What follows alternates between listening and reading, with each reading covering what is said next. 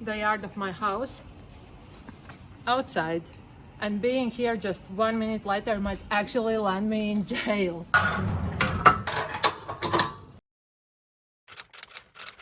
It's been around a week since we have a nationwide curfew here in Thailand, and that means we are not allowed to go outside on the street every evening starting from 10 p.m. till 4 in the morning. So it's almost 9:30 and I'm walking back home from a late night grocery store run. This store is usually open 24 hours, but now see, it's open only from 6 till 9 in the evening. And right in front of me there is a street food night market, and some stalls are still open. They're able to do so because they're only doing takeouts and deliveries. And right now people are starting to pack up quickly because they have to be able to get home in like 30 minutes before the curfew starts, because after that time it's not allowed to be out on the streets. And police are patrolling the streets and checking that nobody breaks the rule.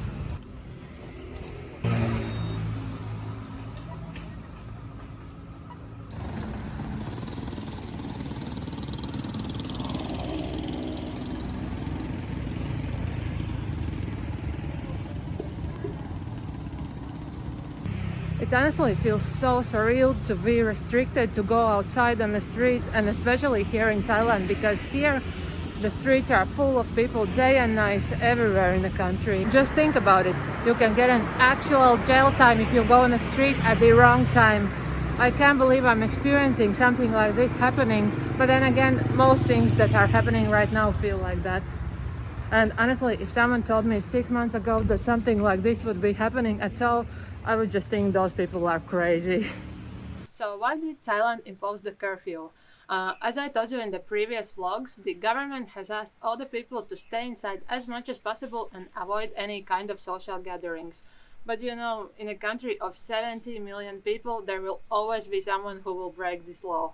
One of the most popular cases that fueled a big number of virus outbreaks that we have right now in the country was actually a social gathering. It was a group of like, I think 15 people who were out drinking and partying a couple of nights in a row, and they shared glasses, they shared bottles, they even shared cigarettes, and turned out that one of those people was actually a virus spreader.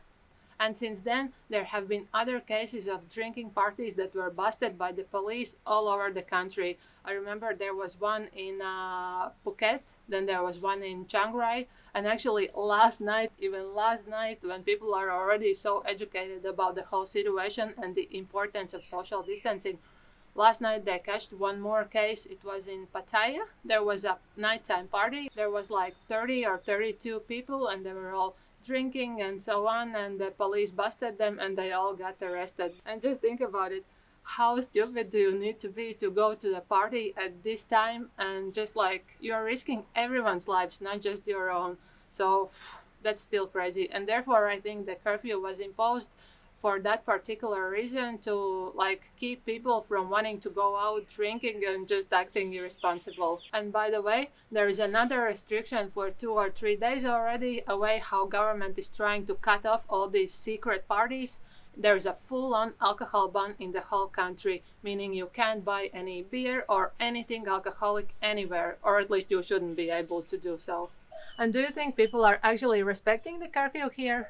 Well, mostly I would say they are, but I've read in the news that there are actually around 5,000 people over this whole time of the week, or even a bit more, that police have found out on the streets after 10 o'clock in the evening, and those people have been detained and taken in for the questioning.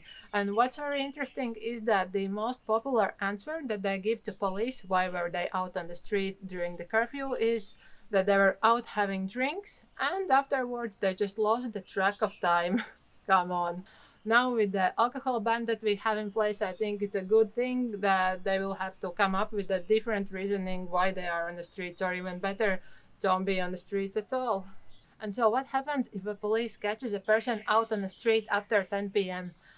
I've heard mostly that people get stay-at-home orders for a few days and maybe a fine up to like 1,000 baht, which is around 30 US dollars. And then if they violate that stay-at-home order or don't pay the fine, then they can get up to 6 months in Thai jail or a fine of about 10,000 Thai baht.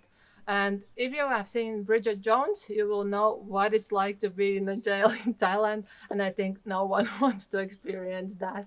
So these are the measures that we have right now here in Thailand. And I want to finish this video with wishing you a happy Thai New Year, because that's actually today. And it's called Songkran, and people celebrate it all over the country in a very unusual way. They're doing water fights with water guns. But today, unfortunately, the celebration is fully cancelled, and the locals are not even allowed to celebrate within their families inside their own home. It's all cancelled and nothing to do about it, and that's pretty sad because it is New Year today. So with that being said, that's it for today for this video. But anyways, wishing you all a happy Songkran and hope to see you tomorrow.